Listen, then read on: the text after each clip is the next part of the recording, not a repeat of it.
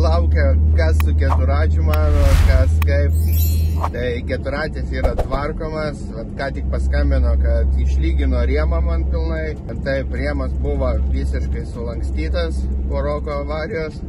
Rokas labai pasistengė, bet viską išlygino. Labai daug detalių reikės pakeisti. Žodžiu, remontas labai brangus. Bet ką, paskambino jau išlygintas, tai važiuoju, pasiemu plastikus. Plastikus irgi pilnai apklijavom, nauja grafika, kad būtų visiškai šviežia, nauja. Ir pasiemu plastikus ir važiuoju Vamoto. Turbūt jau reikia surinkinėti, nes dabar stovi plikas rėmas, pilnai iki paskutinio varžto reikėjo išrinkti. Žodžiu, darbų daug. Tai ką, važiuojam į Vamotą. Ką, chebra? Plastikai nauji visi, perklieta nauja visą grafiką. Pažiūrėk, kaip gerai gavosi. Oba. Ką, liko tik tais surinkti keturratį. Tai ką, į Vamotą. Darbai baigti lyginimą. Buvo sustiprinta viskas. Dabar laikys tikrai. Ką, turbūt prieinam prie širdelės montavimo. Rėmas. Viskas sutvarkyta, išlyginta, sustiprinta, šitas valėtas buvo linkusios. Viskas perdažyta, sutvarkyta. Variklį įmetam. Bus širdelė jau vietoj.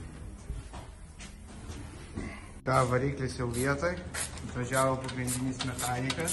Suka haikę. Variklis jau stovi ant pagalvių, liko pravodkį išvežiot, užkurt. Ką, dirbam toliau. Taip, viskas sudėjom. Mechanikas su žemėlapiu bando išvežiot pravodkį. Gervė stovi, jau galima gervintis. Ką, liko, nu dar daug liko. Pasiėmėm šakę, atkeliavo iš Kauno ar iš kažkur. Važiuojam atgal į Vamotą. Ten Rytas sėdi, valgyt nori. Važiuojam toliau. Taip, šakės jau vietoj. Viena nauja, kita sena. Viskas atsistoja, viskas lygu, kaip turi būti. Ką, baką uždėjom. Dabar liko uždėti plastikus šoninius, sparnus ir žiūrėsim, kas toliau. Ir šiaip tai toj bandysim užkurti. Viskas. Šiandien jau kiek 6 valandas. Viskas sujungta beveik. Liko galas surinkti, priekis jau beveik žiūrisi. Geriau negu buvo iš tikrųjų. Šnorkį rytoj sudėsim. Kas čia liko? Galas, ne? Rytas pavargo, rūko bleisi cigarą. Pavargai? Tai va. Šakė sudėta nauja. Reikės su laiku dar perdažyti, nes nauja juoda stovi. Turi būti geltona. Ką? Varom išsimiegam ir iki rytojaus. Chebra, labas rytas, 7:30. Jau Gurskis kelyje, nekantrauja surinkti keturratį. Šiandien antra diena. Vakar daug darbų padarėm. Beveik viską surinkom. 60%. Tai ką, šiandien irgi laukia ilga diena, penktadienis. Reikia anksčiau pabaigti ir galimai dar ir apiplauti keturratį.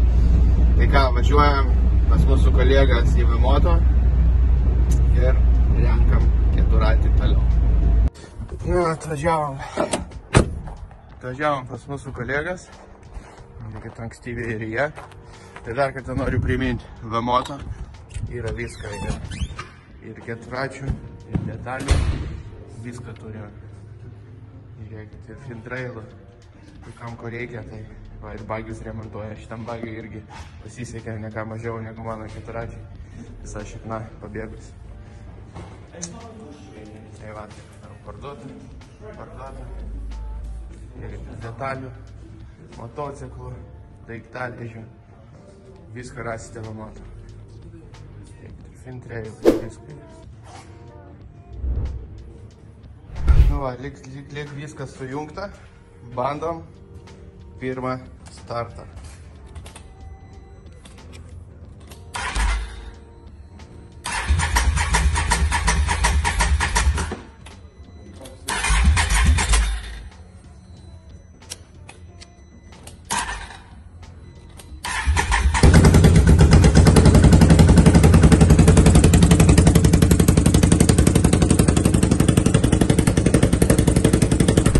Kiaušo.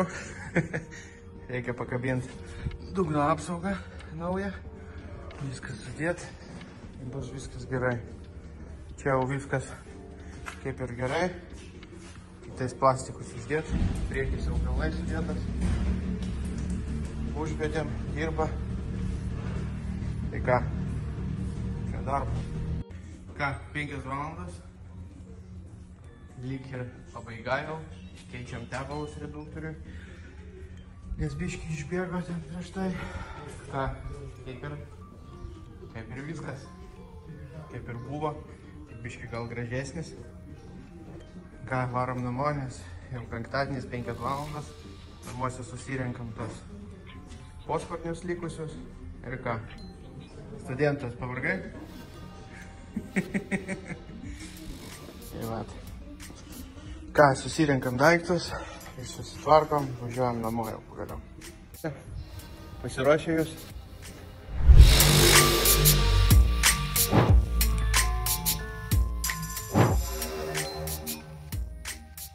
Chebra yra pati geriausia, po kol kas man parūpina visas detalės, visas servisą, mechanikus. Tai jeigu jums kažko trūksta, ar sutvarkyti reikia keturračių, ar drabužių, ar šalmų, ar detalių, tai kreipkitės Chebra į Vamoto, nes tikrai šaunuoliai padėjo, nepaliko bėdoj. Važiuojam namo Chebra.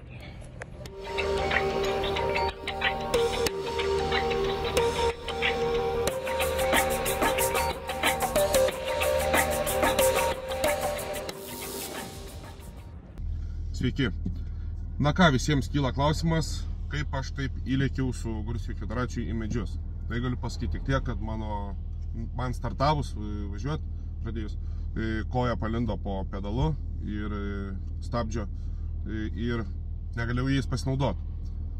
Faktas, galėjau naudoti rankinius stabdžius, bet tiesiog laiko trukmė buvo sekundės kelios. Nusukt negalėjau, nes būčiau faktas apsivertęs. Tai va, galas kaip galas, nespecialiai faktas. O dar sekantis klausimas visiems kyla, ar dasidėjau prie Gurskio keturračio. Tai va, iki šios dienos niekam nieko nesakėm, nes, ta prasme, nežinojom nei remonto kainų, nieko. Bet va, čia dienai jau žinant, mes su Gurskiu ir Valdemarka pasitarėm. Aš aišku pats savo norų tikrai pasisiūliau, jie nieko neprašė. Ir nusprendėm visą sumą pasidalinti ant 3, tai va, taip ir uždarysim šį klausimą.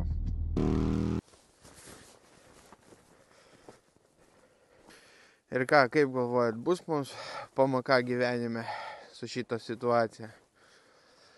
Aš manau, kad nebus. Filmuosim mes toliau. Trečia laida bus tikrai. Ką, keturratis sveikas. Svarbu, nieks nenukentėjo, kaip sakant, o metalas yra metalas. Sutvarkyta, važiuoja, viskas gerai. Tai didelis dėkui Vamoto, kad padėjo. tą pačią dieną paskambino, pasakė, atvežk, sutvarkysim detalės, viską parūpinsim, nepergyvenk, viskas gerai. Tai ištiesėjo žodį savo 100%, tai didelis jiems ačiū. Ačiū Valdemarui ir komandai, kad nepalikot manęs ant ledo susilaužytų keturračių. Tai prisidėjot prie remontų finansiškai ir taip toliau.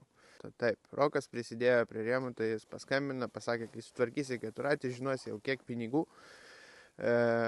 Paskambink man, pranešk, aš prisidėsiu. Tai va dabar paskambinau, pasakiau, kad sutvarkiau, tiek ir tiek pinigų, sako gerai.